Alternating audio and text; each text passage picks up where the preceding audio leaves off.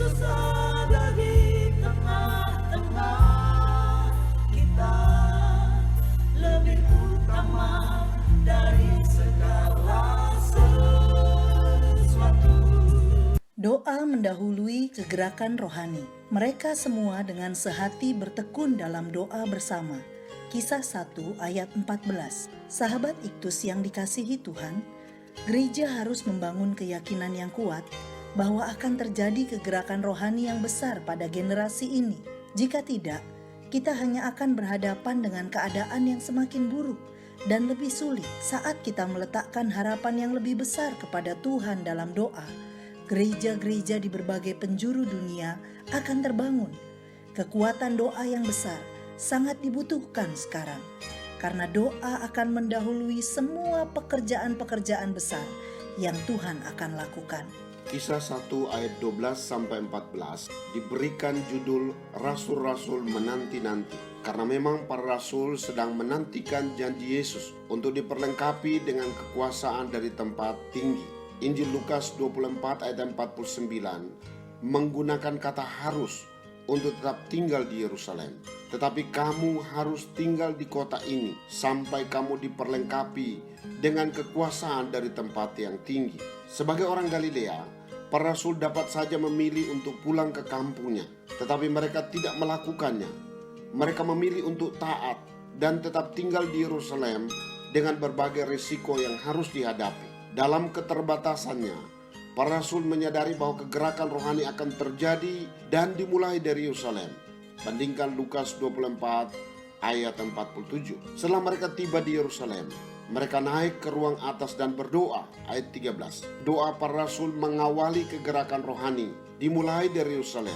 Bagaimana cara mereka berdoa? 1. Berdoa bersama-sama.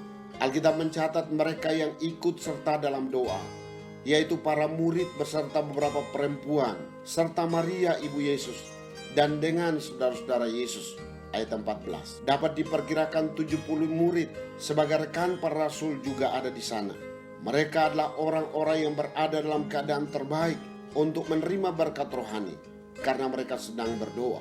Bersama-sama adalah kehadiran yang berlimpah, yaitu persekutuan doa yang dilakukan tidak bersifat eksklusif, tetapi terbuka bagi para pengikut Kristus. Sebuah gambaran umum tentang awal pembentukan jemaat Kristen dan keadaan mulai dari kenaikan Kristus sampai pada pencurahan Roh Kudus yang dikenal sebagai hari lahirnya gereja Tuhan.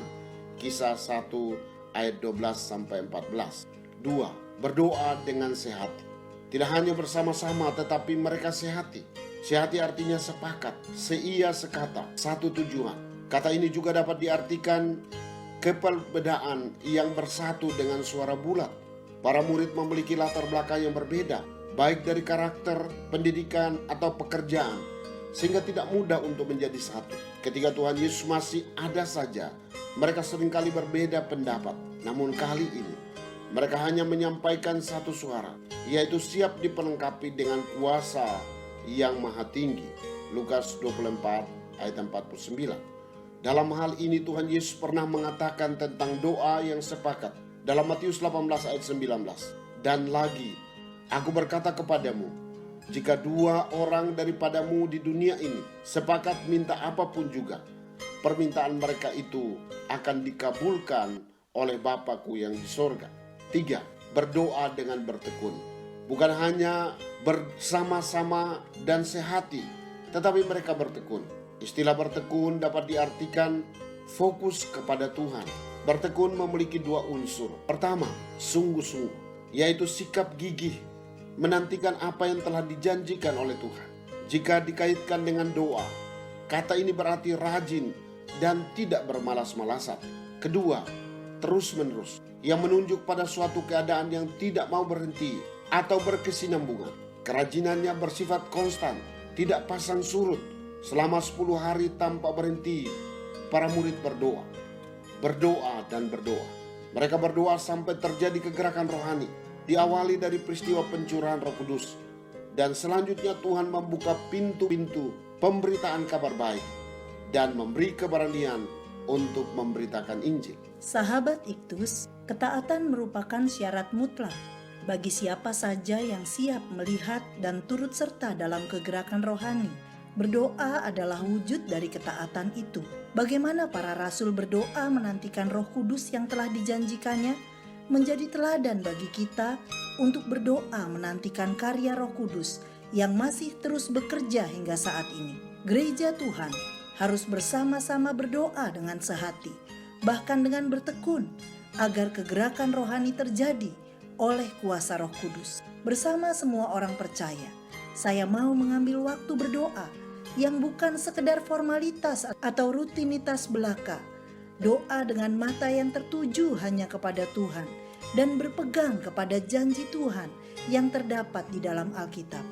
Berdoa, berdoa, dan berdoa tanpa putus-putusnya hingga kegerakan rohani terjadi di tengah keluarga saya, gereja saya, bangsa Indonesia, dan saya mau menyaksikan pergerakan orang yang menjadi percaya kepada Tuhan Yesus di antara segala suku bangsa di muka bumi ini. Sahabat Iktus yang dikasihi Tuhan, apakah saya merindukan sebuah kegerakan rohani dan hal ini menjadi motivasi saya untuk berdoa? Doa yang seperti apa harus saya lakukan untuk mengawali sebuah kegerakan rohani? Kegerakan rohani seperti apa yang saya rindukan terjadi? Tuhan Yesus, bersama gerejamu di seluruh dunia, saya merindukan sebuah kegerakan rohani terjadi. Karena itu ya Tuhan, bangkitkanlah roh saya untuk berdoa dengan sehati dan dalam ketekunan.